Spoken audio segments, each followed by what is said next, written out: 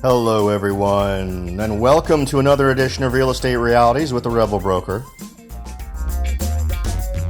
My name's Robert Whitelaw, and I am the Rebel Broker, licensed real estate broker in the state of California, a member of the National Association of Realtors. But please don't hold that against me. Here for you once again to help light the way along your path to being a real estate rebel, even with one leg tied behind my back. Hope y'all are having a good week. Well, we're pretty much in it. We're here at winter time. I've had a couple of interesting phone calls from folks who were considering listing their properties. And statistically speaking, and I know typically when you talk to a real estate agent or any other realtor, whenever you want to sell your house is the time to sell your house, right? There's typically this idea of now's the time, right? But you know, there are a few statistics you can look at to try to cherry pick the optimal time for you to sell your property. And these are numbers that a real estate agent can look into for you. And so what I'd like to do is we're going to talk about 6 things you can do in wintertime to give your home a better chance of selling. There are a few little things, a couple of subtle things, a couple of not so subtle things that you can do that'll give your home just a little bit of an edge. And it's a great way to dot the I's, cross the T's, and assure yourself at the end of each week you are in fact in cooperation with your agent doing everything you can to get your home sold for the highest price and best terms possible, right? So part of that is going to be making people feel good about being in your property, and a lot of those fit in with the techniques we're going to talk about today. But first, I wanted to take a minute for you to figure out when it actually makes sense for you to sell your home. Now, I am currently in a marketplace where if you list your home now, it will sell, and it'll sell in a relatively short period of time. Inventory is exceptionally low, but I'm always about maximizing the probabilities, right? And so what that equals to me in terms of me listing a home for a client is if you have some flexibility in there, if you need to list it right now, great. We can, within just a few days, have everything we need lined up to get your home listed and on the MLS and effectively put on the market. So if that's where you're coming from as an owner, as a person looking to sell your property, great. Then that every realtor will love you because you want to do something right now.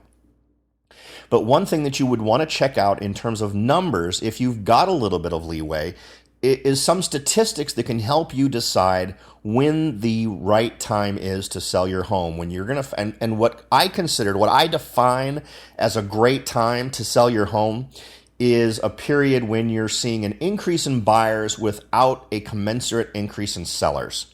And there's several pieces of data that you can indicate that, a general hotness to the marketplace. And one thing I like to look at is the difference between list price versus sold price. When do you start to see that number going up?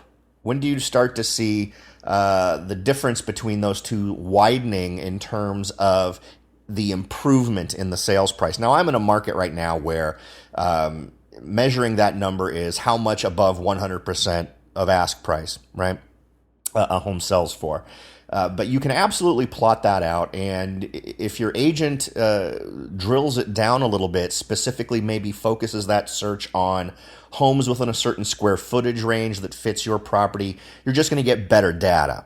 You're going to want to look at general listing data. When do homes tend to be listed? When do you tend to see an increase in the number of closed homes? In other words, number of homes sold. And I like to look for a period of time where there's a lag between those two things, because typically you'll see buying will, in my market anyway, and something I've noticed over the last few years, is that we'll start to see a little bit of a boost in the number of buyers in the marketplace before we start to see a boost in the number of sellers. I consider that a selling sweet spot. You've got more eyes on the property, you have less competition from other buyers or less competition from other sellers, and it puts you in a unique position to potentially get your highest price and your best terms and conditions for you on your transaction. So these are all numbers that you should be looking at when you're talking to your agent, when you're picking the right time to go.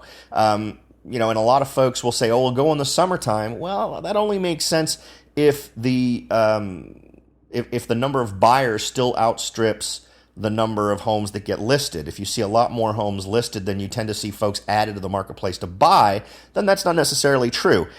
Typically, that's the way it's going to work. You're typically going to see more folks coming in on summer because that tends to be when it happens. Folks want to wait till the kids are out of school. They want to buy a home and find and buy a home and move into it before the new school year starts. So it tends to be when there tends to be more buyer activity. So usually those two numbers go with each other. But in any event, when you're selling in wintertime, and obviously there are different challenges across the country, we have every experience under the rainbow is represented in terms of a winter, whether you are selling your property in Hawaii, where the average temperature through winter is going to be 73 degrees, or maybe it's somewhere in, I don't know, Wisconsin, where your numbers go down to the negatives. You're going to want to focus on some of these things, maybe a little bit less in the tropical climates. But if you're looking to get your home sold and get your folks, the buyers, feeling the best about your property, these are some things you're going to want to put on top of the rest of your marketing plan just to make sure you're doing everything you possibly can. And this is going to be a particularly big challenge for folks who are trying to sell a vacant property. What you're going to, and this is a very important aspect of this, because if you have a property that is vacant, you're going to want to find an agent who's got the bandwidth to potentially do setup work for selling your property. Now, this may not be necessary if you have a high demand marketplace where the seller's really in the driver's seat, but if you are in a slightly tighter market where some of these little gestures are going to really make a difference on whether or not your home is going to get top consideration, you're going to want to have an agent who's willing to do these things for you. And in fact, when it is tighter like that, you may even want to have a vacant property be listed in the MLS as please call ahead or please make a reservation, so that your agent knows what time they are going to come, or at least let them know what day it is so that they can do some of these things at the beginning of the day, and then at the end of the day go turn all these things off so you're not paying high utility bills for all this. But let's get into the list show real quickly. So number one on the list is warmth is a top priority, and this is, of course, going to be in colder areas. There's nothing less comforting than walking into a home that's listed for sale and having it being as cold or colder than it is outside. It should be warm inside the home when the realtor does their walkthrough with buyers. You can set a timer on your thermostat if you're willing to go ahead and pay the amount to have that thing heated during the day. But you also want to make sure that there are no leaks or problems with your ducts and vents, because this could also make rooms cold during a walkthrough. So you're demonstrating to folks the benefits of this house in wintertime. It keeps itself warm. It's comfortable, right? And comfort is what you're looking for. People walking through a property that they're considering buying, if they are uncomfortable during that process, whether they're consciously registering that or not, it's going to have an effect on their decision-making process when it comes down to remembering a property. Now, we've talked about that phenomenon before, right? What's the thing that someone remembers most when they walk out of a property? Typically, people give nicknames to houses. They'll call it the pink countertop kitchen house. They'll call it the green water pool house, right? For things that jump out in your mind, the last thing you want to be called is the iceberg house, because they'll always just think of your house as cold, and that's not going to be what they're going to want to think first when they think about making an offer on a property. Next, keep the house bright. Particularly at this time of year when the sun tends to be going down a lot earlier and folks are going to be looking at these properties right after work. I know here in my local area, the sun is going down at today when I was had to take care of a couple of things just with agents. I'm not mobile yet. I'm not able to drive, so I'm not able to go out and do these things personally. I'm having to have some folks do it for me. But the sun went down at 4:51 today in Morgan Hill, and we had some showings at 5:15 and 5:30, so I had to make sure that folks went out and made sure that the lights were on in all these places, because you want that, and to make sure that they were warmed up, because you don't want those negative perceptions to be what they're greeted with when they come to look at the home. This has been true forever. I mean, I know one of the big jokes about real estate agents is they leave every light in the house on. But you know what? It's hard to argue with statistics, and statistics show that having the home very well lit for a showing just gives people a better impression, or at the very least prevents them having a negative impression of a home. And in a lot of cases, a home that tends to be darker during the daylight hours will actually show better in the dark, because with all the lights on, the darkness from the lack of sunlight from a lot of these rooms is less noticeable. Next, Try to make your landscape appealing. And I know this is a tough one when it's wintertime, particularly if you live in some place where it snows. And according to this article from Realty Times, your yard will be mostly winterized during this time of year. There are several ways to spruce up your cold weather landscaping. Start by clearing your yard of any broken branches or large patches of fallen leaves. It's also important to ensure that any ice or snow on or near your home's walkway is removed. If needed, you can hire a weekly snow removal service to keep your home safe for buyer walkthroughs. Now, that would be for me, and I'm not an agent who's ever had to deal with these issues. We do not get frozen front yards in any of the areas that I serve. But I'll tell you what, from an insurance standpoint, that would be something I would absolutely be concerned with if I have a vacant property that I'm not living in. Clearly, if it's vacant, you're not living in it, but that I make sure that I am making sure the property gets taken care of in a way that it's safe for folks to go in and out of the property. The last thing you need is a lawsuit from someone who slipped on ice in front of your house walking into up to your front door. Next, make the interior cozy. In addition to keeping your house well lit and warm, there are several other ways to make your home cozy and welcoming to buyers. This includes classical music, homemade treats, holiday decorations, those types of things. And, you know, I've had conversations with folks. If you do have a vacant home, I've always talked about staging. Staging is a very good thing to do no matter what the season. It just gives context to rooms. Sometimes buyers will walk into a room and wonder what the heck this room could possibly be used for. Even if it's as simple as a bedroom, maybe the length and the width are throwing them off in some way, or they can't imagine that a bed would actually fit in this room. So I often suggest to my clients that you have your home either, if you're moving, if you can leave some furniture there just to give context to the various spaces, that's a great way to go. Or if you're willing to pay for the service, having it staged with furniture is also a great way to just let people feel more at home and understand the context of each room that they're going into. It's really surprising how many people have difficulty picturing in their mind what a room could be used for. So by giving it that context through having furniture in it, you're filling in that blank space in their brain for them. As far as the music and the homemade treats go, that's one of those old open house things that people tend to do that I know I've been guilty of doing, whether that means you walk into a house you're going to list an hour ahead of time and cook some chocolate chip cookies in the oven, and then I always usually have music going, and I frequently will go ahead and do the cookie thing to get the house smelling of warm cookies. It's one of those smells that people just tend to like. But you want folks to feel comfortable in the environment, I think, is basically what this one is going for. Now, if you have a fireplace in your property, it is great to have it lit when the property is being shown. It's an opportunity to show off a feature. It will often, particularly in my area, this may not be as common in other areas, but a real fireplace where I live is a slightly more rare thing. There are actually laws preventing folks from building wood-burning fireplaces of sort of the classic style. Inserts are a thing. Gas fireplaces are a thing.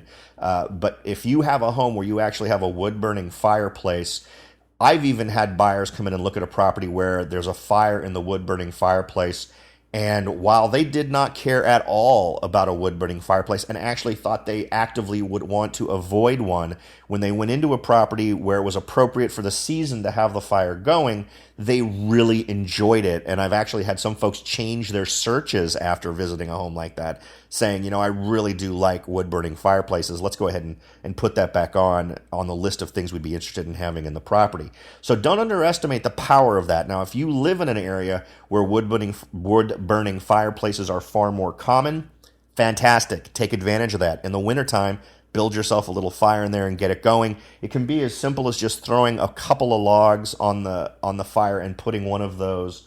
There are these starter chunks that you can put in there where you just put a light to them and they just burn, and they'll pretty much get any log that they're sitting under going. So something you could literally do if you're occupying the home and a showing is about to happen. Kick that off, leave, wait till you get the all clear that the showing is over, and it could absolutely work to your advantage. If you have a gas-assisted fireplace, that just makes it that much easier for you to guarantee that there's going to be some sort of fire going in the fireplace when you leave. Next, and this is item 6, prepare for any storms. Again, this is something not real common in my area, but I'm sure it's huge for different parts of the country. Make sure there's an emergency kit on hand in your home in case your home suffers an outage during a winter storm. This should include items like extra candles, matches, blankets, car charger, canned food, flashlight, and water. When your realtor should be prepared for inclement weather, it's important that you be prepared to keep everyone safe should the worst happen during a showing. And don't forget to keep a secondary travel emergency kit to take when you're leaving for showings as well.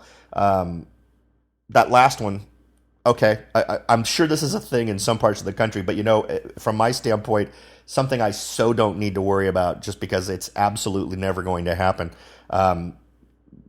But hey, more power to you if it's something that I don't see this as being something that's going to make or break the listing of your property.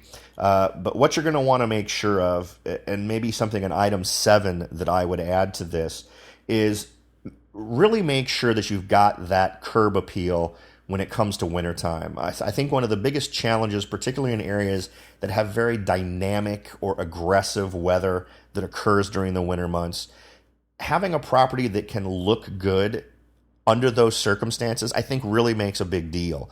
It really becomes a big deal because so many of the properties that are going to get shown are going to go through a drive-through process where folks, before they ever make an appointment, before they even tell their realtor that they want to go take a look at it, they're going to want to do a drive-by just to check it out and see if it's something they're interested in going into and taking a look at live and in person.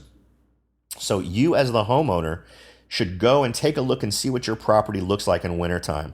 It may make you realize, we really do need to shovel the walkway up to the front porch, or we really need to make sure those porch lights are on, or we need to replace these light bulbs outside.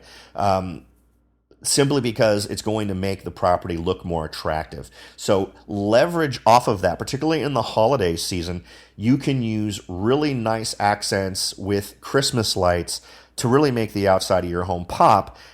So I wouldn't go overboard, I wouldn't go crazy, but use the season to your advantage and take advantage of some of the creative lighting that you can do with decorations. And do that on the outside and just make the curb appeal of your home that much better. Now, let me also say that if you live on a street where everyone else is doing Christmas lights and you're the only one not doing Christmas lights, I'm going to suggest that while you're trying to sell your home, put up some Christmas lights. And on the flip side of that, if nobody else on this street does Christmas lights, I'm still going to suggest that you do them because then yours is the standout house. Yours is the house that's going to, from the sidewalk, look better than everybody else's home. So now I hope that's been helpful for everyone out there who's looking to sell this holiday season.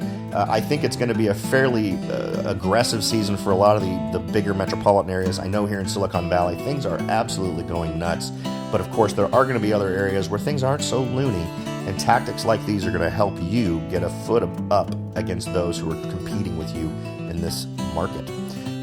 If you'd like to get in contact with me, please head on over to www.therebelbroker.com. You can just click the link in the upper right-hand corner that says Contact the Rebel Broker, and I'd love to hear your ideas, suggestions, observations, or if there are any topics in real estate that scare you the most, I'd love to hear about those because those are things I really want to cover in the show.